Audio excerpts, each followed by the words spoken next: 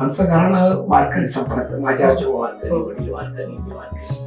मूळ काय की सगळ्यांना बरोबर घेऊन चालायचं, ते करायचं. चाळीमध्ये मी राहतो आधी, तिथे माझं वास्तव्य आहे. तिथे नोकरी करून 8 तासापेक्षा 3 तासात 4 तासात म्हणजे शेवटी हा रिस्क फॅक्टर आहे. पण ते रिस्क फॅक्टर कनेक्टेड असेल किंवा तुमच्या बरोबर असेल तर रिस्क काय बरोबर. आज मार्केटमध्ये पाहिलं 22 ते 25 हजार दैनिक खातेदार आहेत. उद्योजक तयार केले पाहिजे, चांगल्या लोकांना ते मदत केली पाहिजे. अखेर संप्रदाय साधन आलं आणि लोकसेवा करणे हा त्यातला मोठा घडले. ते फक्त आम्ही त्यांना हातभार लावला, बाकी घडवलं वगैरे एवढं मोठं काय त्यातलं हे नव्हतं.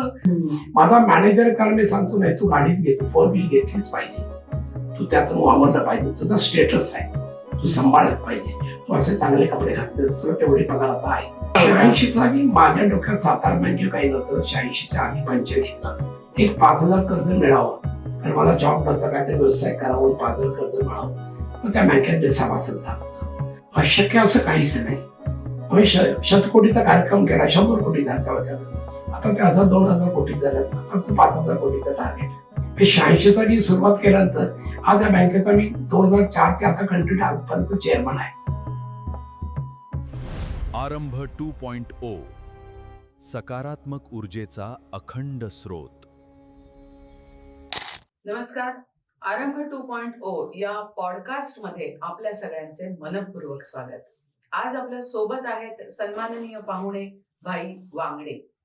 भाई वांगडेंबद्दल सांगायचं म्हटलं तर अशा व्यक्ती ज्या बाबा महाराज सातारकरांच्या मार्गदर्शनात आणि सानिध्यात वारकरी झाल्या. शेटे साहेबांनी सहकाराचा आदर्श दिला. सातारा बँकेचे संचालक म्हणून तसेच शिवसह्याद्री पतपेढीची स्थापना करत भाई वांगडे सहकारक्षी झाले. त्याचबरोबर सर्वसामान्य कुटुंबांना शिक्षणाची संधी मिळावी, गावखेड्यामध्ये शाळा कॉलेजेसची व्यवस्था नसताना ज्ञानश्री सारख्या शिक्षणाच्या संस्था स्थापन केल्या. रावसाहेब वांगडे मास्तरांच्या प्रेरणेतनं ते शिक्षणश्री सुद्धा झाले. असे भाई वांगडे आज आपल्याला सन्माननीय पाहुणे म्हणून लाभलेले आहेत. भाई, आपलं मनपूर्वक स्वागत. आपण केलेल्या कार्याचा हा आलेख सर्वांपर्यंत पोहोचणं आवश्यक आहे. आजच्या तरुण पिढीला प्रेरणा मिळणं आवश्यक आहे. त्यासाठी आज आपण पॉडकास्टच्या माध्यमातून आपलं कार्य लोकांपर्यंत, जनतेपर्यंत, तरुणांपर्यंत पोहोचवण्याचा एक छोटासा प्रयत्न करणार आहोत. आपलं मनपूर्वक स्वागत.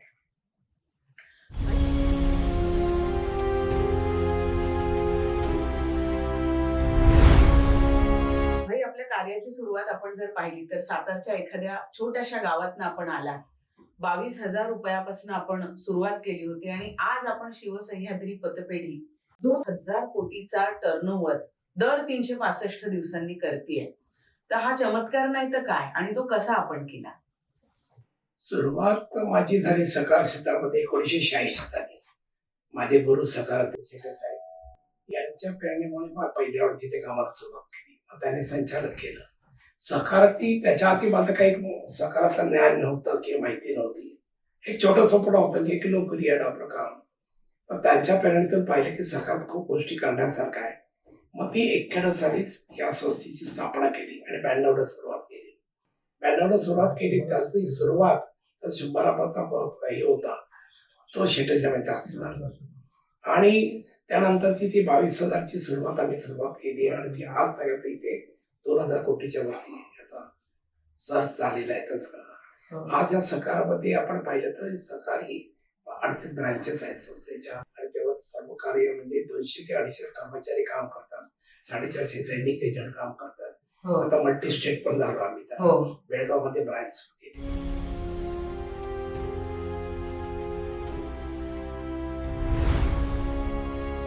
हे कसं काय, म्हणजे तुम्ही ठरवून आला होतात का? तुमचं कुटुंब तर तसं खूप साधं होतं आणि मग इतका मोठा आपण काहीतरी उभा करावा बँकेसारखा व्यवसाय, हे तुम्हाला म्हणजे कसं सुचलं? 86 सालापर्यंत हा विचार नव्हताच माझ्या डोक्यात. माझं तर फक्त नोकरीच्या पाठीमागे होतो की माझगाव किंवा इथे कुठे जॉब करावा, आपली फॅमिलीने आपण सकार क्षेत्र किंवा हा एवढा मोठा व्यवसाय होतोय. तर त्याच्यामध्ये शेटे साहेबांची प्रेरणा त्या पाठीमागे सकारात या गोष्टी करता येतात. पण पहिली ती सुरुवात जी होती ते 91 साली त्याचं एक रजिस्ट्रेशन सुरू केलं पतसंस्थेची आणि ती पतसंस्था सुरू केली.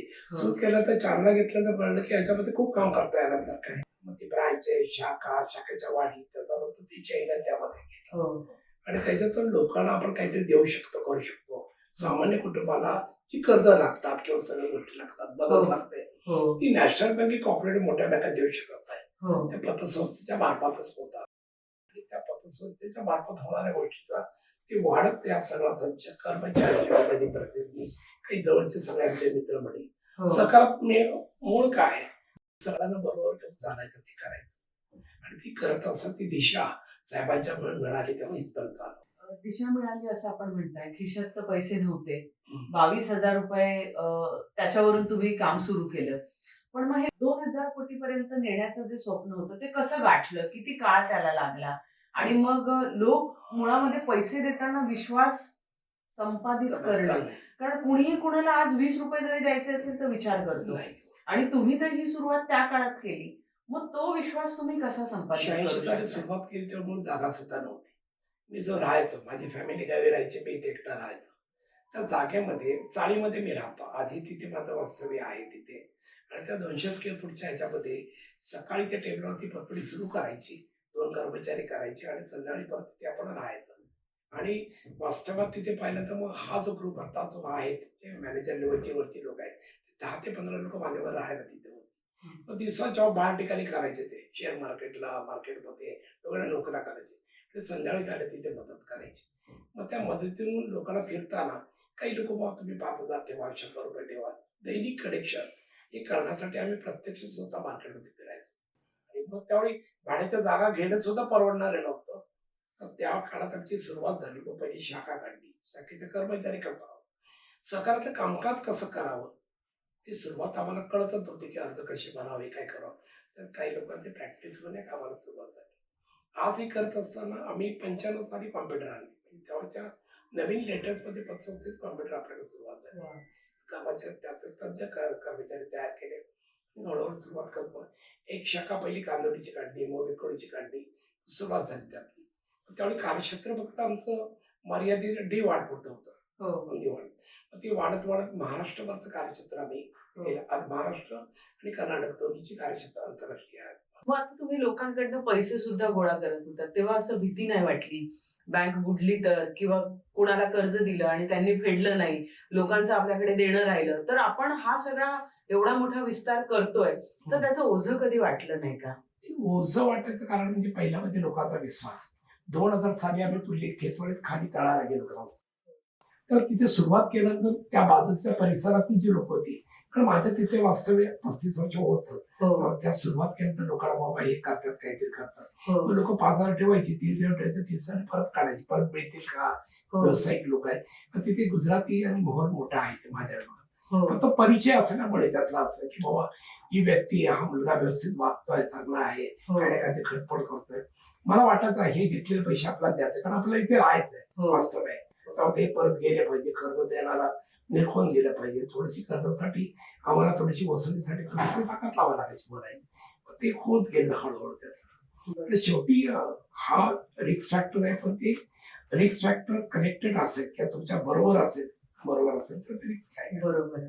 आज ह्या क्षेत्रामध्ये काम करताना अडचणी आहेतच, पण लोकांचा विश्वास हा खूप मोठा झाला. आज ती खेतवाडी शाखा जिथे आम्ही सुरुवात केली तर ती आता 1,500 कोटीचं तिथे नुसतं एका ब्रांचचं डिपॉझिट आहे आमचं. लोकांना तिथे 3-3 माणसं नुसतं ठेवी घ्यायला बसलेला असतात. हा विश्वास आहे, विश्वास आहे लोकांचा. बरोबर. सातत्य आहे. आपल्या परिसरामध्ये असणार वावर, आपण कसं वावरतो, राहतो कसं, आपलं नेचर कसं, हा लोक पाहतच असतात. सामान्य लोक, मिडल क्लास लोक आहेत तिथे.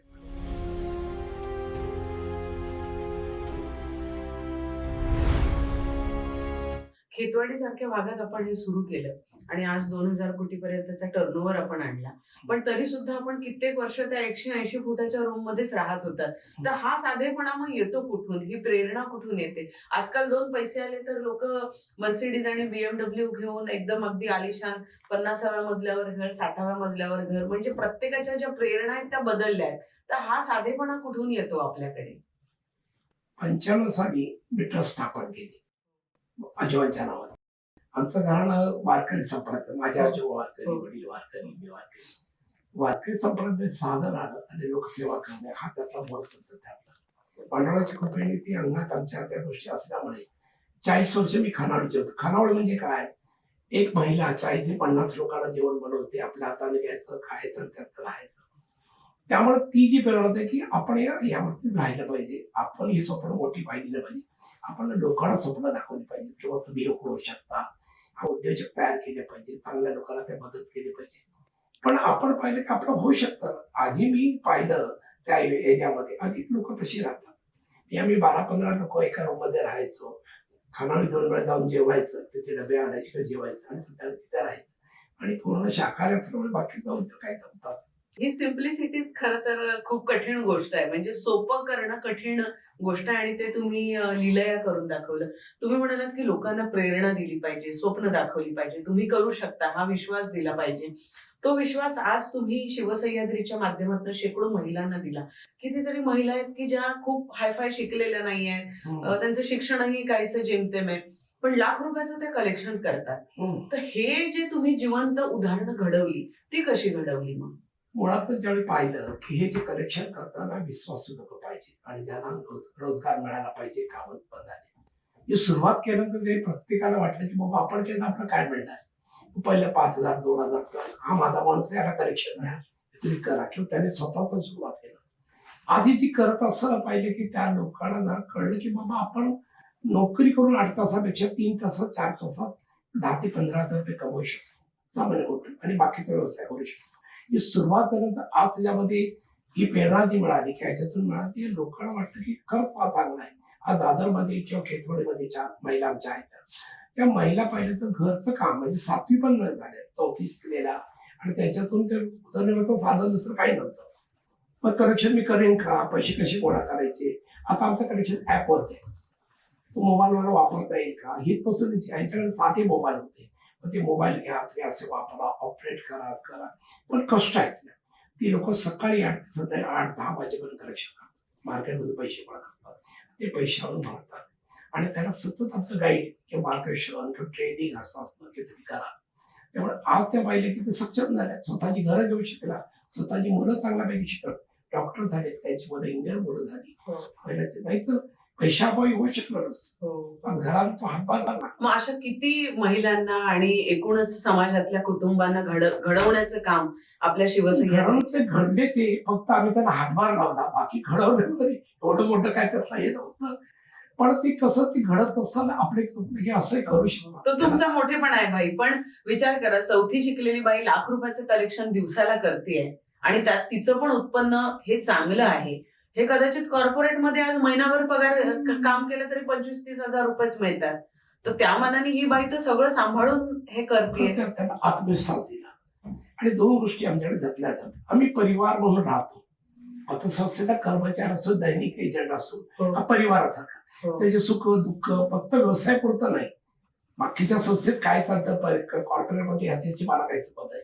पण माझ्याकडे आम्ही पाहिलं की त्याच्या घराचं सुख दुःख, त्याच्या अडचणी काय, त्याच्या मुलाच्या लग्नाचं काय, तुला घर घ्यायचंय ना, त्या घरासाठी तुला किती कर्ज लागते, की दैनिक प्रतिनिधी माझा कर्मचारी.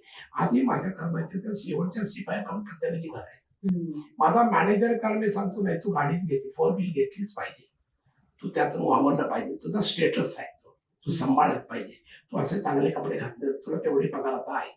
दैनिक प्रतिमा तुम्ही पाहिला ना, तर आमचा येणाऱ्या महिला एजंट आमचा मेळावा असतो, तर ते दागिने म्हटलेल्या पाहिलं की खूप समाधान वाटतं.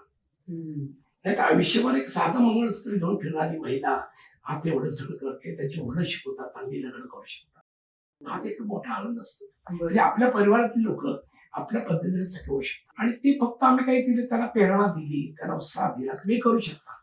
ट्रेनिंग असतं, लेक्चर असतं, आम्ही जाऊन त्याला उत्साह देतो, साधेपणानं सांगतो कसं वागलं पाहिजे. हा येणारा रोजचा पैसा हा तुमचा नाही, हा संस्थेचा आहे. दुसऱ्या दिवशी तो भरलाच गेला पाहिजे. तुम्हाला महिन्याला मिळेल, तुम्हाला कर्जाची अडचण आली, कमी व्याजाने त्याला आम्ही पैसे देतो, तुम्हाला घर घ्यायचं त्याला पाहिजे तर मदत घ्या आणि हा पैसे वेचेल, तो विश्वास आणि प्रत्येक. आज मार्केटमध्ये पाहिलं 22 ते 25 हजार दैनिक खातेदार आहेत. आणि 22 ते 25 हजार दैनिक खातेदार रोज ही लोक मेंटेन करतात. संस्थेचं चित्र आहे, संस्थेतील लोकांपर्यंत मांडतात. आता आम्हाला मार्केटमध्ये काय चालतं आम्हाला इतकं लांबून कळू शकत नाही, पण मार्केटमध्ये ही लोक ज्या प्रकारे चांगल्या प्रकारे सांगतात तर त्यांना ते उत्साहाने भरभरून सांगतात. पाऊस ऊन रात्र दिवसभर ही लोक काम करत असतात. आज या मार्केटमध्ये आपण पाहिलं आणि जवळ नाही ना, एकाच पिढीमधून सगळे काही पैसे घ्यायचे नाही, त्याला कधी कधी या एरियात जायला लागतं, सकाळी लवकर उठून जायला लागतं. भाई, आपण शिवसह्याद्रीचं तर सांगितलं, किती कुटुंबांना आपण या सगळ्यामुळे आधार दिला, त्यांना जगण्याची नवी दिशा दिली. सातारा बँकेचे संचालक म्हणून पण आपण अनेक वर्ष आहात.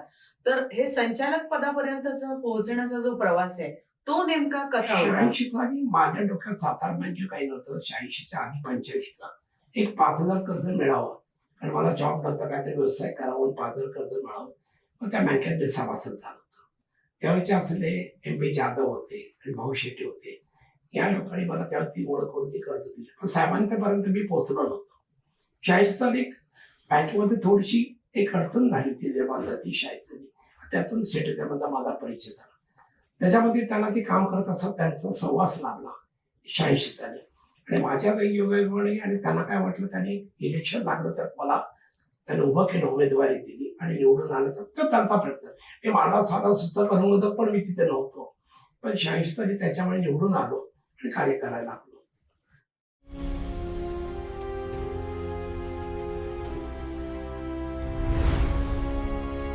आता समजा एखाद्या सामान्य मुलाला मनात आलं, 22 वर्षाच्या तरुणाला किंवा तरुणीला मनात आलं की मला एखाद्या बँकेचा संचालक व्हायचा आहे किंवा मला शिवसह्याद्री पतपेढी सारखी पतसंस्था सुरू करायची आहे, तर ते शक्य आहे का? तुम्ही तर त्याचं जिवंत उदाहरण आहात, ते तुम्ही प्रत्यक्ष साकारून दाखवलंय. पण एखाद्या माणसाला प्रेरणेतनं हे करायचं असेल तर शक्य आहे का? आणि करायचं असेल तर कसं केलं पाहिजे?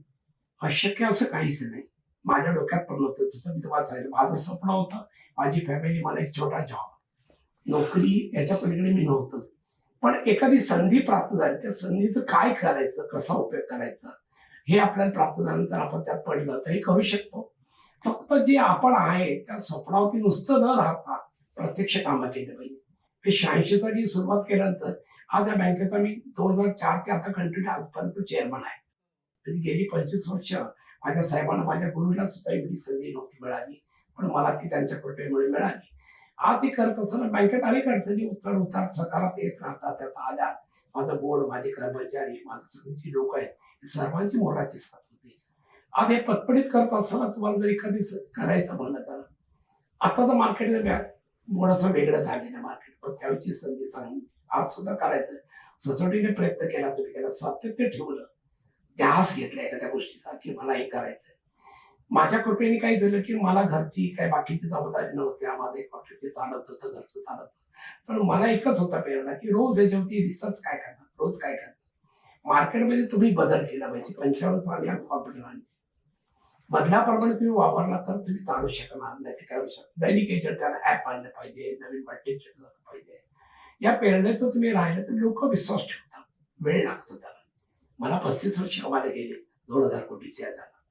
आम्ही 100 कोटीचा कार्यक्रम केला, 100 कोटी झाला. आता ते 1,000-2,000 कोटी झालं. आता आमचं 5,000 कोटीचं टार्गेट आहे. एक टार्गेट घेऊन काम केलं, व्यवस्थित काम केलं. कर्मचारी, संचालक हे सगळं एका जीवाचे पाहिजे. म्हणजे कुठेतरी राजकीय न करता आपण या गोष्टीमध्ये पडत राहिलो तर करता येतं, अशी गोष्ट आहे. सातत्य, सचोटी आणि नाविन्याचा ध्यास. जसं 95 साली तुम्ही कॉम्प्युटर बँकेमध्ये आणले, छोट्या बँकेत, सहकारी बँकेमध्ये, आणि काहीतरी नवीन करण्याचा प्रयत्न केला, टेक्नॉलॉजीशी त्याला जोड दिली. पण 25 वर्ष संचालक राहणं हे शक्य आहे का? कारण आजकाल पाहिलं तर अनेक गोष्टींचे इंटरफिअरन्स त्याच्यामध्ये असतात, अनेक इंटरेस्ट असतात, अनेक हिडन फॅक्टर्स काम करत असतात. मग सतत या पदावर राहणं आणि काम करत राहणं आणि असलेल्या विरोधकांना सुद्धा आपल्या विचारांमध्ये सामावून घेऊन त्यांच्या सहमतीने पुढे जाणं, हा एक करिश्मा वाटत नाही का?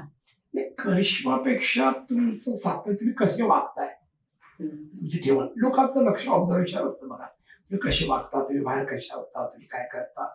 आपण म्हणतो कोण नाही पाहत, मला कळत नाही, पण तुमचं स्वतःच वागणं व्यवस्थित असेल ना तर लोकांचं वाटतं नाही ठीक आहे बाबा या गोष्टी. आणि ते करत असताना जबाबदारी घेतली पाहिजे. सकारात्मक व्हायच्यात कुठल्या गोष्टी जबाबदारी किंवा हे आपण करू शकतो, आपण लोकांना म्हणजे एक फ्रेम तयार होते. जसं माझ्या शेटे साहेब मुलींची फ्रेम की त्यांचा फोटो होते, लोक नाही किंवा शेटे साहेब आहेत ना, हे त्यांच्या प्रेरणेत झाली लोक आहेत. एकदा विश्वास रूढ झाला तर तो विश्वास लोकांचा वरती बसतो. मग काम करणं अवघड नसतं. मग त्याच्यामध्ये येतात काही अडचणी, फसगती होतात, काही लोक त्रास देतात, कर्जदार देतात, ठेवीदार देतात, हे येत राहतं, असं नाहीये त्याला. पण त्याच्यात न थांबता आपल्याला हे केलंच पाहिजे, ही जबाबदारी आपली. मग ती लोक तुमच्या पाठीशी पाहिजे. आजही आता आमचं इलेक्शन ड्यूज आहे सातारा बँकेत, 3 इलेक्शन बिनविरोध केली, त्याच्या आधी 3 इलेक्शन झाली. इलेक्शन काय किंवा त्याची किमया काय की लोकांचं काय हे तुम्हाला कॉर्पोरेटचं इलेक्शन वेगळं सकारात्मक, राजकीय इलेक्शन वेगळं. आमचे सभासद तुमचा बोरवलीत एक असेल, दादर नाही कुठे असेल, असे लाखो सभासद असतात. त्या लाखो सभासदातली 25% लोक जे आहेत ते मतदानाला येतात आणि त्याचं सातत्य तुमच्यापर्यंत पाहिजे. मग हे बिनविरोध इलेक्शन घडवून आणण्याची किमया नेमकी काय आहे किंवा त्याचं गुरुमंत्र काय आहे, तो आज आपल्या प्रेक्षकांना आपण असं काही गुरुमंत्र नाही. पहिली 3 इलेक्शन खूप जोरात दिसायली. त्या इलेक्शनमध्ये प्रत्येकाची स्टेट ताकद कळली. कोण पेलवू शकतो, कोणाच्या पाठी सभासदांचा कौल नाही. तो आमचा जो ग्रुप होता सगळं, म्हणजे सिटीजनच्या ग्रुप होता. दुसऱ्या इलेक्शन मध्ये आपण 3 इलेक्शन आमची झाली, 170, 200 फॉर्म आलेले होते. तुला लढायचंय का या कर्ज, कारण एका इलेक्शन मध्ये बँकेचे 10-20 लाख रुपये खर्च होता. बँकेच्या उमेदवारांचे वेगळे, बँकेला तो फंड द्यायला तो शासकीय खर्च असतो सगळा. हा खर्च का आहे, सगळी यंत्रणा उभी करायची. चालवतानाच का नाही तुमच्या पाहिलं नाही, तुला चालत तू चाल. पण त्याने पाहिलं की हे जर आपण निवडूनच येऊ शकत नाही, असं वरच्याला कळलं की बाबा यांची 5 वर्षांची पक्कड असते समाजात. 3 इलेक्शन सहजरित्या आम्ही त्याप्रमाणे सगळ्यांच्या सह विचाराने केली. आमच्या वार्षिक मिटिंगच्या बँकेच्या अनेक मिटिंग गाजत असतात, तुम्ही पाहिलं जाईल. आमची 15 ते 20 मिनिटात वार्षिक सभा होती. सभासदावरती दबाव नाही, पण त्याला वाटतं की सगळे मांडताय, सत्य लोकांच्या पुढे आलं पाहिजे आणि त्यातून पर्याय आपण सांगितलं पाहिजे. हे आम्ही करतोय, हे पुढे चालणार आहे, त्याला तर मार्ग. त्यामुळे 3 इलेक्शन चांगल्यापैकी झाली. आत्ताचं इलेक्शन ड्यू झालंय, पण आता आम्ही उभे राहू शकणार नाही. नवीन कायदा जो आलाय, ऍक्ट आलाय तो, त्याच्यापर्यंत त्याला 10 वर्ष झाले तर उभं राहता येणार नाही. पण बँकेसाठी बाहेर राहून सुद्धा मदत करणे, काम करणे, तिच्यामुळे आपलं भविष्यामध्ये खूप वेळ की चांगला मिळाला. बरोबर. 2 गोष्टी वेगळ्या आहेत बघा भाई. एकतर निवडून येणं हा वेगळा भाग झाला आणि आपल्याला करायचं आहे बँकेसाठी या भावनेनं आणि बँकेला पुढे घेऊन जाण्यासाठी काम करणं, या 2 गोष्टी वेगळ्या आहेत. मग पदावर असलो नसलो तरी काम करणं शक्य होऊ शकतं का? होऊ शकतं. लोकांना काय पाहिजे बघ, लोकांना जाऊन विश्वास दिला पाहिजे. मी आहे जरी इथे नसलो तर मी सभासद आहे, सभासदाचे हक्क मला आहेत. माझी जी कमिटी आली आहे त्या कमिटीकडनं आपण काम करून घेऊ शकतो, आपण त्यांना मदत करू शकतो. तुम्ही चुकीचं करू नका, हे कर्ज देताना असे करू नका, वर्षाच्या काय येणार आहे त्यामध्ये काम करू शकतो. फक्त तुम्हाला त्याची आपली आवड असली पाहिजे, त्यासोबत प्रेम असलं पाहिजे. माझ्या बँकेमध्ये असं काही नको, माझ्या बँकेला मला मदत करायची की ज्याच्यामुळे आज माझं नाव आहे ते सातारा बँक आहे, माझं नाव आहे ते शिवसह्याद्री नाव, हे नाव माझं आहे. शिवसह्याद्री तर माझं स्वतःचं बालक आहे, ते मी तयार केलं, आपण काही नाही. सातारा बँक माझी कृपा आहे माझ्यावरती झालेली, तर त्या दोन्हीकडे माझं लक्ष काढणार बरोबर शेवटच्या घटकेपर्यंत. तुम्ही जसं म्हणालात शिवसह्याद्री हे माझं बालक आहे, सातारा बँकेची माझ्यावरती कृपा आहे. खरं तर दोघांनाही आकार देण्यामध्ये आणि घडवण्यामध्ये आपलं मोलाचं सहकार्य राहिलेलं आहे. पण आता आपण थोडंसं पुढे जाऊया. आपण पाहिलं की सातारकर कुटुंबियांचा, बाबा महाराज सातारकरांचा आपल्या स्वतःवरती खूप मोठा प्रभाव राहिलाय. जवळपास म्हणजे वांगडे कुटुंबीय आणि सातारकर कुटुंबीय 3-4 पिढ्यांचे हे ऋणानुबंध आहेत. तर ह्या सगळ्याचा आपल्या जगण्यावरती, कामकाजावरती कसा परिणाम होत गेला आणि वारकरी संप्रदायाशी जोडले गेल्यामुळे भव्य दिवस स्वप्न पाहणं, ती स्वप्न पाहत असणाऱ्यांना नकारात्मक गोष्टींना मागे सारणं, या सगळ्याची प्रेरणा मिळायला सुद्धा आपल्याला मदत झाली का? काय नेमका तो प्रभाव? माझे आजोबा अशिक्षित होते, शेती करायची गावाला, आणि त्यामुळे आमच्या घरात काही माळकरी असं काही प्रकार नव्हता, कोणी बाकीचे ग्रंथ धर्म शिकलेलं असं काही नव्हतं. त्यामुळे आजोबांच्या डोक्यातली प्रेरणा आली आणि ते वारी करायचे पंढरपूरला. बोधे म्हणून सातारचे होते, त्यांची जी दिंडी निघायची, प्रत्येक दिंडीला एक नंबर असतो. बाबा महाराज सातारकरांचे आजोबा म्हणजे दादा महाराज सातारकर, खूप मोठं नाव, खूप घराण्याचे आता महाराष्ट्रात देशातलं सगळ्यात मोठं नाव. दादा महाराज एक अवली होते, म्हणजे मोठे कोळी होते. दादा महाराज त्या दिंडीतून जायचे, त्या दिंडीमध्ये माझ्या आजोबा बकवास वाजायचे आणि त्यांच्यावरती दादा महाराजांचा प्रभाव पडला होता की नाही बाबा हे वाक्य. मग त्यांनी बाबा महाराज दादा महाराजांच्याकडे माझ्या आजोबांनी पहिली माळ घेतली. मग दादा महाराजांची माळकरीच झाली. मग दादावरच्या वारीमध्ये ते जायचे, सगळं करायचे. फक्त ते या ज्या गोष्टी पंढरपूर आळंदी या वारीमध्ये असायचे, इतर कुठे कीर्तन असेल. त्यानंतर माझे आजोबा, त्यानंतर माझे वडील, आप्पा महाराज जे होते बाबा महाराजच्या घरात, ते आप्पा महाराजांकडून माझ्या वडिलांनी माळ घेतली. आमच्या इथे सातारकर वाडी आहे, तिथे त्यांचं ते कारण. त्यांची मोठी वाडी, त्यांचं ऐश्वर्य म्हणजे मोठं, जसं मी आता सांगितलं की हो. ज्ञानेश्वरी तुकारामांची जे गाथा वगैरे आहेत. मग ती पाहिल्यानंतर ज्यावेळी 95 साली मी ट्रस्ट स्थापन केला, तसं पाहिलं माझ्या मोठ्या बंधूचं नाव चंद्रकांत, तर माझं नाव सूर्यकांत. पूर्वीची प्रथा होते सूर्यकांत ठेवलं असतं. पण ज्यावेळी मी आईच्या पोटात होतो त्यावेळी आजोबा वारीला होते आळंदीच्या, आणि ती वारीला असताना म्हणाले की मुलगा झाला तर त्याचं नाव ज्ञानेश्वर ठेव. मग ते माझं ज्ञानेश्वर. ज्ञानेश्वर. हो.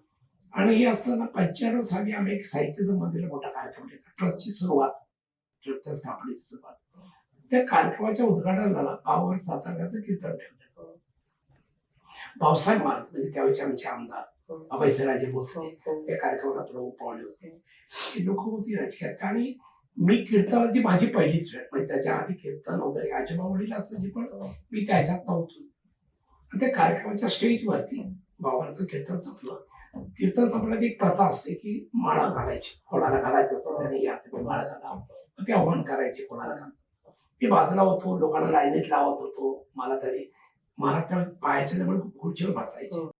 मला म्हणजे या इकडे, म्हणजे काय म्हणायचं असं कानाजवळ गेलो ना, ऐकतो काय म्हणत, नाव ज्ञानेश्वर, आजोबा माळकरी, वडील माळकरी, तुमच्या घरात. मी बोलत असताना शनिवार होता तो, आदर्शी शुक्रवारी, मी त्याच्या आधी नॉनव्हेज खात होतो. आदर्शी शुक्रवारी मी तशीच मानफोडे केली, त्यांनी मला माळ घातली.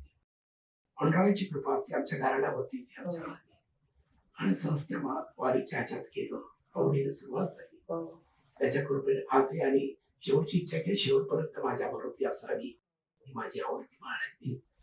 आणि ती सुरुवात त्यापासून माझी 95 सालपासून. मग माझी पुत्ते आता माझ्या दोन्ही सुना माळकरी आहेत, कीर्तन करतात. माझे बंधू चांगल्यापैकी प्रवचन करतात वगैरे.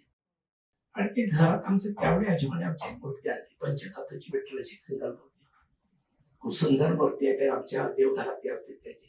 त्यामुळे अख्ख्या घराला ती वारीची आणि पंढरपूरची सवय लागली. हे पंचधाम ज्यावेळी आम्ही केलं गावचं आमच्या, ते पंचधाम करताना मी गावाला विनंती केली की विठ्ठल रूपाची मूर्ती पण आपण याच्यात बसूया, त्या देवळात आपण या. फार सुंदरशी विठ्ठलाची मूर्ती आहे. भाई, आपण पाहिलं सातारा बँकेचे संचालक, शिवसह्याद्रीचा प्रवास, आपला आणि सातारकर कुटुंबियांचे असलेले ऋणानुबंध, गेले 3-4 पिढ्यांचे हे ऋणानुबंध आपण पाहिले. पण शिक्षण क्षेत्रामध्ये सुद्धा काहीतरी करायचंय आपल्याला, आणि आपल्या गावच्या माणसासाठी करायचंय, जिथे शिक्षणासाठी गावातल्या मुलांना फार लांब जावं लागतं. परळीला मला वाटतं त्यावेळी मुलांना जावं लागायचं, आणि तेव्हा तुम्ही ती शिक्षणाची मुहूर्तमेढ ही आपल्या गावामध्ये रोवली. तर ह्या मागची नेमकी प्रेरणा काय होती? माझं मुळगाव नित्रळ, आणि साताऱ्यापासून 22 किलोमीटर अंतर. सकाळची एसटी आली, संध्याकाळची येईल अशी पण भरोसा नव्हता. गावात मूळ शाळा जी होती आमची 7वीपर्यंत. मी 1ली ते 3री तिथे जिल्हा परिषद शाळेत शिकलो. वडिलांनी मला मुंबईला आणलं. 4थीचं माझं शिक्षण म्युन्सिपाल्टीच्या शाळेत झालं. 5वी ते 11वी मी विचारल्या स्कूलमध्ये गेलो. 5वी ते 11वी केलं, त्यावेळी 11वी होती, 10वीचं नव्हतं. 11वी झाल्यानंतर बाबा आता शिक्षण काय. आणि ज्यावेळी 11वीचा माझा रिझल्ट आला तर मी गावीच होतो, सुट्टीमध्ये गावी गेला. मग इथे रिझल्ट आल्यानंतर यायला खूप वेळ, बाबा चला आता मिळेल, कोणी येईल मुंबईला घालवायला, त्यावेळी यायचं. तोपर्यंत इथे कॉलेज सगळं फुल झाले, आणि तसं मार्गदर्शक मला कोणी नव्हतं की मी काय करायचं, कुठल्या कॉमर्स करावं, आर्ट्स करावं, काय करावं, काहीच मिळेल ना. म्हणून मी आर्ट्समध्ये सुरुवात केली, म्हणजे ग्रॅज्युएशन आर्ट्समधून करू. पण नंतर काही आपला भेद चुकलाय, आपण हे जर पाहतोय हे खरं नाहीये, तर पुढे भविष्यात काय करायचं. आणि आर्ट्समध्ये मी भोन्स कॉलेजमध्ये पुढे ऍडमिशन घेतलं, भोन्सला कॉलेज. मग शिक्षणात पुढे राहिलेल्या गोष्टी त्या मला पुढे करता राहिल्या, त्यानंतर नोकरी, या सगळं. माझ्या मुलाच्या ऍडमिशनच्या वेळी मी पाहिलं की त्याला, किंवा माझ्या पुत्याच्या ऍडमिशनच्या वेळी, की त्याला कुठे इंजिनिअरिंग टाकायचं, तेव्हा ते इंजिनिअरिंगच्या असणारे सगळे गोष्ट, आणि त्यातून असणारी कॉम्पिटिशन, सगळं ते मार्क, त्याला डोनेशन, हे सगळं मुंबईत पाहिल्यानंतर निवड, हे सगळ्या अवघड गोष्टी आहेत. इतक्या प्रकारे देण्याची सामान्य माणसाची तयारी नाही. मग त्याच्या आधी काही दिवस आधी आम्ही इंग्लिश मिडियम स्कूल सुरू केलं, नर्सरी केली सहज. मग ती करताना एक 5,000च्या भाड्याची एक जागा घेतली, आम्ही रूम घेतली. आणि तो जो बंगला होता तो 5,000, तिथे आपण केजी नर्सरी सुरू केली. तुला लॉस झाला ते किती, मला लाख रुपये जवळ वर्षात. चल आपण हे क्षेत्रात काम करून 1-2-3 लोक आम्ही बरोबर केली. 7 मुलं आम्हाला पहिली नर्सरीची केजीची मिळाली. 7 मुलांच्या सुरुवात केली. मॅडम चांगल्या मिळाल्या. ती करत करत पहिली दुसरी तिसरी पर्यंत आम्ही गेलो. मग ती करत असताना पाहिजे की नाही आता याच्यामध्ये आपण काम करू शकतो. मग त्यानंतर ती आम्ही 10वी पर्यंत आता शाळा आहे तिथे एक आमच्याकडे बऱ्यापैकी विद्यार्थी आहेत. एक स्वतःची इमारत आहे तिथे. तर गजवडी सोडून दिला एक शाखा काढली.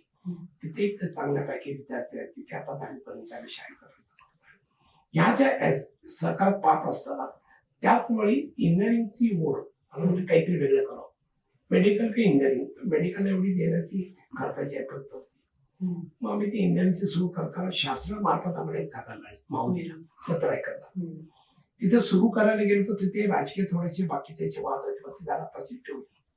आजही जागा ती तशीच आहे.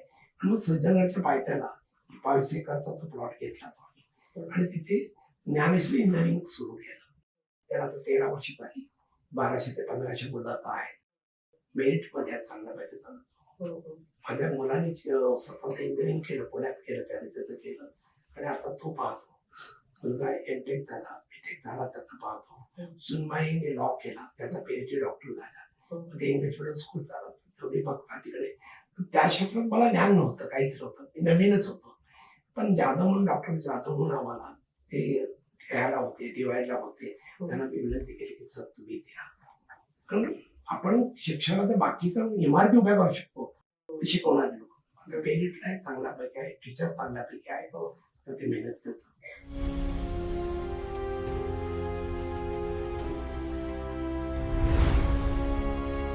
पण आपले हेतू उदात्त होते. आपण मुलांना चांगलं शिक्षण म्हणजे AI चा समावेश आपण त्यामध्ये केला, IT चा समावेश केला.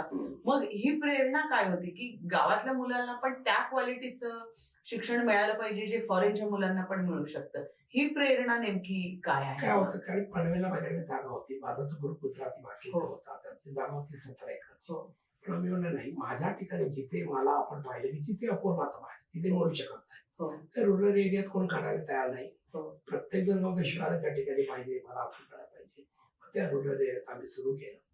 प्रथम खूप त्रास झाला. मला ऍडमिशन मिळत होते लोक. आज आमच्या 15 ते 16 बसेस आहे ऍडमिशन येतात. आज चांगल्यापैकी म्हणजे ऍडमिशन आम्हाला आता बिलकुल त्रास होत नाही.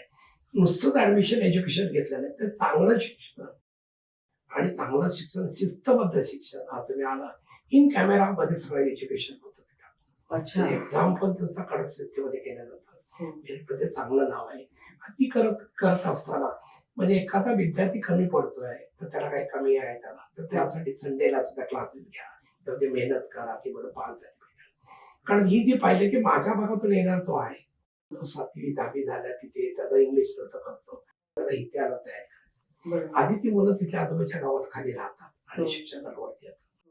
मग त्याच्यामध्ये काय करतं की एखादा मेलचा मुलगा आहे आणि त्याला घरातली कुठली परिस्थिती कोणी नाही, शिक्षण घेतं त्याला, तर पूर्ण अशी 8 ते 10 मुलं वर्षाकाठामध्ये दरवेळी आम्ही त्या शिक्षण, हाच एक त्यातला आमचा चांगला प्लस पॉईंट मिळतो आम्हाला की त्या मुलांसाठी आम्ही काहीतरी करू शकतो. आज बरोबर आहे. म्हणजे व्यावसायिक दृष्टिकोन जरी असला तरी ज्यांची ऐपत नाही किंवा ज्यांना शिकायचं आहे पण आर्थिक परिस्थिती कमकुवत आहे त्यांना यामुळे संधी मिळते. शिक्षणाच्या क्षेत्रात तर आपण काम करताय आणि गुणवत्तापूर्ण शिक्षण देताय आणि ते पण अशा ठिकाणी की जिथे मोठमोठ्या संस्था कदाचित जाण्यासाठी तेवढ्या उत्सुक नसत्या, तिथे आपण हे कार्य उभं केलं.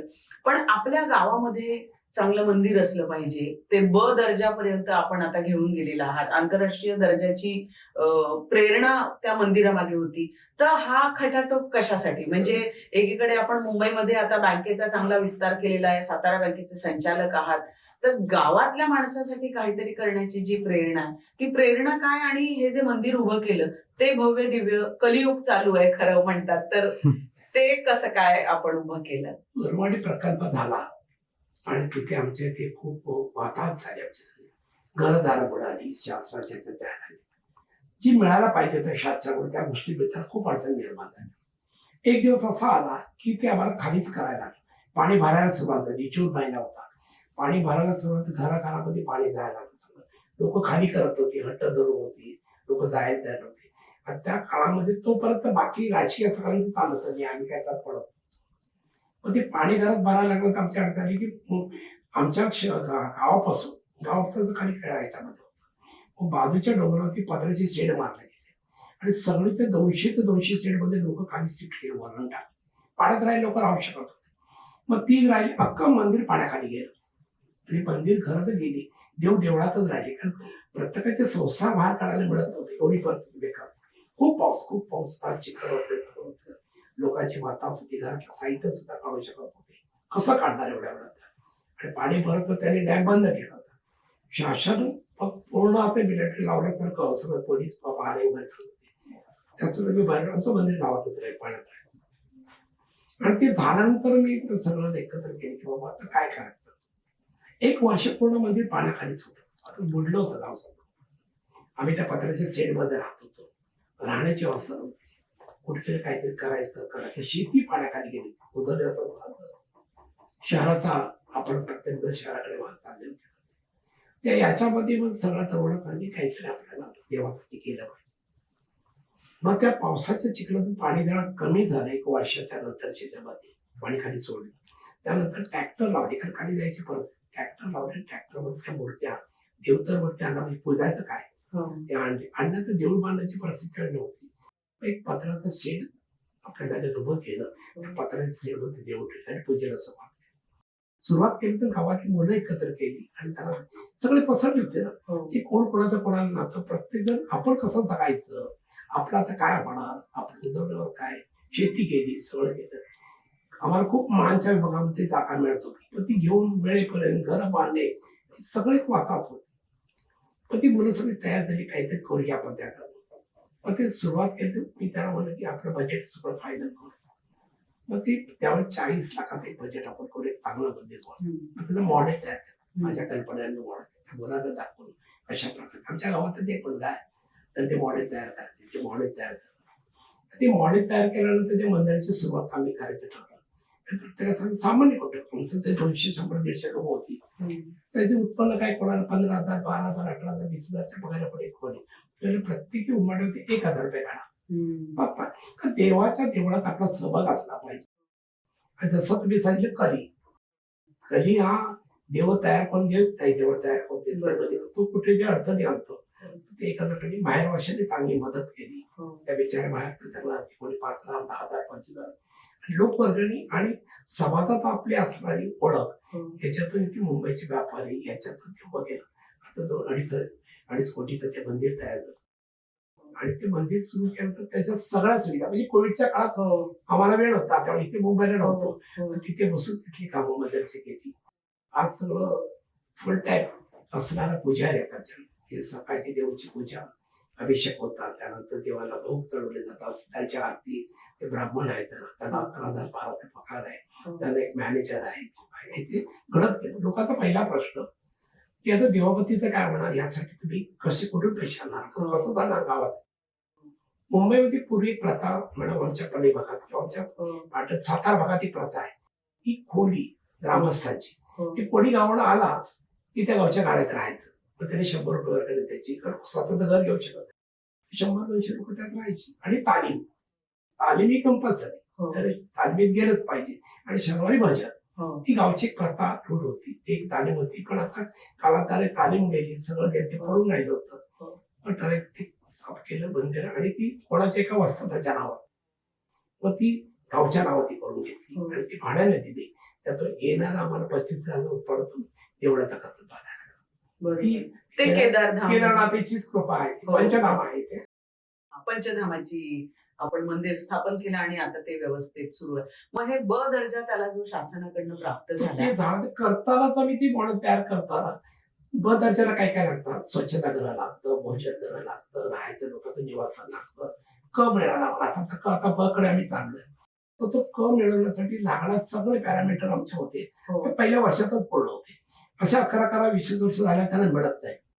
म्हणजे स्वच्छता, टापटी, मंदिर, त्यासाठी मंदिराचं सगळं ते आणि वास्तूच्या ह्याच्याप्रमाणे ते सगळं उभं केलं. बरोबर. त्यामुळे तो आम्हाला प्रथम वेळेस तो आम्हाला क मिळाला. त्याचं कामं सुरू आहेत. आता आम्ही बघत चाललंय आणि त्याचा अजून एक सेकंड प्रोजेक्ट त्याला पूर्ण करतो. भाई, चर्चेतून असं जाणवत आहे की इतका मोठा एकीकडे व्यवसाय आपण उभा केला, शेकडो लोकांना आपण रोजगार दिले, गावामध्ये मंदिराची स्थापना केली, शिक्षण संस्था उभ्या केल्या. हे करत असताना आपण स्मशान ते सुद्धा एका चांगल्या दर्जाचं असलं पाहिजे, हा विचार म्हणजे कसा आला तुमच्याकडे? नाहीतर आजकाल स्मशानाची व्याख्या म्हणजे काय, तर बाबा एक कंपाऊंड घातलेलं आहे आणि पत्रकावरती हा म्हणजे त्या पलीकडे कोणी विचार नाही करत. तर हा विचारच मुळामध्ये कसा सुचला आणि एक्झिक्यूट केला? जेव्हा मी पुनर्वसित झालो हो त्याच्या आधी पण आमच्याकडे स्मशान नव्हतं शासनात. ते छोटे गाव असल्यामुळे त्यावेळी बंधू आले तेव्हा ते पावसाचे दिवस होते. वर ताडपत्री बांधा कशी करा अर्धवट जडलेली बॉडी. त्यानंतर पाहिजे कधी कधी आपण बोलतो की आपण लाखोच्या घरात करोडोच्या घरात राहतो, पण शेवटचा तो निवास तो असतो आपला, शेवटचा ध्यान असतो आपला एक चांगल्या ठिकाणी असावं. प्रत्येकाला वाटतं की माझा मृत्यू माझं झालं ते व्यवस्थित जावं. पाहिलं की आमच्या गावात स्मशानभूमी नव्हती, पूर्वीपासून नव्हती. आणि ती असताना बाकीच्या गोष्टी पाहिल्या की ती कशी असावी, स्मशान कसं असावं, करायचं तरी वेगळ्या प्रकारचं शास्त्राचं काय घ्यायचं. आपण आपल्या करायचं. माझ्या बंधूच्या मृत्यूच्या नंतर मला वाटतं त्याच्या नावाने आपण करू. माझे बंधू तशी वारकरी होते आणि लग्न करून त्यांनी केलं नाही. म्हणून त्यांच्या नावाने आपण पाहिजे की चांगल्या प्रकारे स्मशान आणि आदर्श लोकांना मॉडेल एक तयार व्हावं की लोकांना वाटलं पाहिजे की मग मृत्यू सुद्धा माझा चिरंतन चांगला व्यवस्थित ठिकाणी झाला. आधी तिथे पाहिले की 100-500 लोक बसून पुन्हा पावसात सुद्धा कधीही ते रात्री कधी कोणती बॉडी करू शकतात, विधी चांगल्या प्रकारे करू शकतात. अशा प्रकारचं आरसीसी मध्ये सर्व टोटल इमारत आणि बाजूला आरसीसी आणि केलं. टॉयलेट हे कुठे कुठल्या स्पेशल बोलले नसतं. मुंबई गोष्ट वेगळी, पण स्थानिक ठिकाणी एक पत्रदार सीट मारलं तेवढं असतं. पाऊस आला तर कुठे ते आडसा घ्यायचा, ते तयार केलं त्यानंतर. पण ते विधीच्या शेवटच्या मध्ये पूर्ण रक्षा त्या पाण्यात गेली नाही पाहिजे. आता पाण्याची खराबी होते, एक गाडगावर करायचं, बाकीचं तिथे गांडूळ खताचा प्रोजेक्ट आम्ही केला त्याचे जात. माझं एक मोठं शेड तयार केलं. आजही 9 बॉड्या जातील एवढं सगळं सरपण लाकडं, त्याला लाकडाची कोणीवर सगळं त्यात ठेवलं की कोण आला आणि त्या घरात काही परिस्थिती नाहीये. आणि 22 किलोमीटर जाऊन त्याने सगळं साहित्य मडकं किंवा लागणार कफन आपल्या हिंदू विधीला लागतात ते आणायची परिस्थिती तेवढा खर्च सगळं तिथे तयार. पूर्ण वेळ विधी करण्यासाठी पण करण्यासाठी सुद्धा तिथे आहे त्याला. आणि त्या सगळ्या विधीच्या करून सगळ्या गोष्टी तुम्हाला करता येतात. तिथली फुलं तिथेच आहेत स्मशानला. हे कळलं की माझं वाढी झालेली आहे त्याला. आता एक त्याला गाडीची पण व्यवस्था आम्ही करतोय. म्हणजे पलीकडच्या परिसरामध्ये जेवढी लोक येतील, पावसात काय होतं बाकीच्या आसपासच्या तुम्ही किंवा गोळ्यावर करू शकत नाही. आणि फक्त कळवले की त्यांना आम्ही ते आपण करू शकतो. भाई आपण पाहिलं की तुम्ही म्हणजे तसं कुठचीही पार्श्वभूमी नसताना सहकारामध्ये इतका मोठा सहकारश्री म्हणून आपण काम केलं, ज्ञानश्री म्हणून आपण आहात, वारकरी संप्रदायाशी आपण जोडलेले आहात, गावातल्या मुलांना शिक्षणासाठी सुद्धा आपली तळमळ आहे. म्हणजे या सगळ्याचा विचार केला तर हजारो लोकांच्या आयुष्यामध्ये खरं तर त्यांना घडवण्याचं, त्यांना आकार देण्याचं, ज्या महिला फार शिकलेल्या नाहीत आज त्या खूप चांगलं उत्पन्न कॉर्पोरेटमध्ये मिळणाऱ्या पगारापेक्षाही चांगलं उत्पन्न त्या करू शकतात. तर अशा हजारो कुटुंबियांच्या आयुष्यामध्ये प्रकाश टाकण्याचं कार्य आपण केलंय आणि ते आपण असं सुरू ठेवत आहात. पण सर्वसामान्य तरुणाला जो आता जगण्याची सुरुवात करतोय, 20शीत आहे, 25शीत आहे, त्याला आपल्या आयुष्याला आकार द्यायचा असेल तर कसा दिला पाहिजे, काय मूलमंत्र किंवा काय मॅनेजमेंट हे तुम्ही आजच्या तरुण पिढीला सांगाल? तसं पाहिलं तर त्याची आवड कुठे आहे, त्यातली सहकार किंवा एखादी संस्था आपण करू शकत नाही. सहकाराचा सहभाग घेऊन एखाद्या संस्थेत मदत करून आपण करू शकतो. दैनिक कनेक्शन आहे, तुमचे छोटे मोठे व्यवसाय आहेत, त्या छोटी मोठी कर्ज मिळू शकतात. त्या व्यवसायातून व्यवसाय कष्ट आहे, प्रामाणिकपणा आहे, त्यामुळे पटकन मिळेल्या अशा गोष्टी करूच नाही की ज्याच्या तुम्हाला आज वाटतं की उद्या केली की मला रात्रीच्या येतात मिळेल. त्या कष्टातून काही प्रेरणा त्याला ती मिळू शकते, मदत होऊ शकते, संस्था मदत करते. अनेक गोष्टी पाहिल्या की आपण त्यातून आपल्या जे काही काम करतो, आपण जे काम करतो त्या कामात पुढचं काय म्हणजे कुठला व्यवसाय करावा याचं त्याने ध्येय ठेवलं पाहिजे. पतसंस्थापन सहकार किंवा माझं जीवनाचं साधन न बघता पतसंस्था लोकांना मदत करता येते आणि त्यातून आपल्याला एखादं कनेक्शन किंवा आपण 4 लोकांना मदत करू शकतो. आजही आमच्याकडे पाहिले 450 ते 500 दैनिक एजंट काम करतात. आजही त्याची वाढ होते. पुढच्या दरवर्षी त्यात वाढ होत असते, कनेक्शन वाढतं, लोक वाढतात आणि त्याप्रमाणे त्या लोकांना कर्मचारी वाढतात. आता आमची टार्गेट आहे 50 ब्रांचेस करायच्या आणि त्याप्रमाणे एवढ्या कोटी 5,000 कोटीपर्यंतची संस्थेचं उलाढाल वाढवायची. 5,000 कोटी पर्यंतचा प्रवास आपण लवकरच पूर्ण करा आणि आपल्या आरंभ 2.0 या पॉडकास्ट चॅनलच्या प्रेक्षकांसाठी पुन्हा एकदा आमच्या भेटीला या अशी मी आपल्याला मनापासून विनंती करेन. हे करत असताना शेवटचा प्रश्न, इतक्या लोकांच्या आयुष्याला दिशा देण्याचं आपण काम केलंय, कधी आपल्याला असं वाटलं नाही आपल्याला पद्मश्री, पद्मभूषण यासारख्या पुरस्कारांनी सन्मानित केलं जावं, महाराष्ट्र शासनाकडनं यथोचित आपला गौरव केला जावा, किंवा या सगळ्याच्या मागे किंवा या सगळ्या यासाठी प्रयत्न आपण कधी केले नाही का? नाही, तशी आता तुम्ही पाहिलं तर तुम्ही परवा चर्चा केली तर ही मुलाखत माझी तशी पहिली का दिसते असते. मी याकडे प्रयत्न केले, काम करत राहायचं. आणि शेवटी बघा तुमच्या आयुष्यातल्या बाकीच्या गोष्टीत माझ्या काही प्रोजेक्ट आहेत, म्हणजे पुढच्या आयुष्यात एक रुद्रासन करायचं आहे, एक गोशाळा करायची आहे, 2-3 गोष्टी करायच्या. आपल्याला मी त्यात आनंदित आहे. मला काय मिळाल्यामुळे मला काय वेगळं मिळेल असं नाहीये. आपण जे करतो त्या कामाचं मला समाधान मिळतंय तर मी आनंदित आहे. त्यात करत राहावं. पांडुरंगाची कृपा आहे, वारकरी संप्रदाय असल्यामुळे मी करतोय. शाळेतली मुलं पाहिल्यानंतर, त्या महिला कलेक्शन करताना पाहिलं तर, त्याचं उत्तर पाहिलं तर, आमचा जेव्हा मेळावा असो ते भरभरून बोलतात. हेच मोठे आशीर्वाद. आयुष्यात शेवटी काय पाहिजे असतं. बरोबर आहे, पुण्याचं काम आपण करताय. भाई खूप खूप धन्यवाद आपले. आपण पाहिलं आपल्यासोबत होते ज्ञानेश्वर बापूसाहेब वांगडे, अर्थातच आपल्या सगळ्यांचे भाई वांगडे. भाई वांगड्यांनी सातारा बँकेचे संचालक म्हणून, शिवसह्याद्री पतपेढीच्या माध्यमातून, ज्ञानश्री इन्स्टिट्यूटच्या माध्यमातून, तसेच आता त्यांना गोशाळा, वृद्धाश्रम यासारखे सुद्धा प्रकल्प करायचे आहेत. एकूणच प्रसिद्धीच्या झोतातनं दूर असलेले आणि तरीही भव्य दिव्य असं काम उभं केलेले भाई आज या मुलाखतीतनं आपण अनुभवले, उलगडले. त्यांच्यातनं जी प्रेरणा मिळाली ती प्रेरणा आजच्या तरुणाईला नक्कीच महत्वाची असेल. अशा भाईंचा महाराष्ट्र शासनाकडनं यथोचित गौरव, पद्मश्री सारख्या पुरस्कारानं गौरव व्हायला हवा की नाही, आपणही विचार करा, आपल्या भावना व्यक्त करा. पहा आरंभ 2.0. धन्यवाद. आरंभ 2.0 सकारात्मक ऊर्जेचा अखंड स्रोत.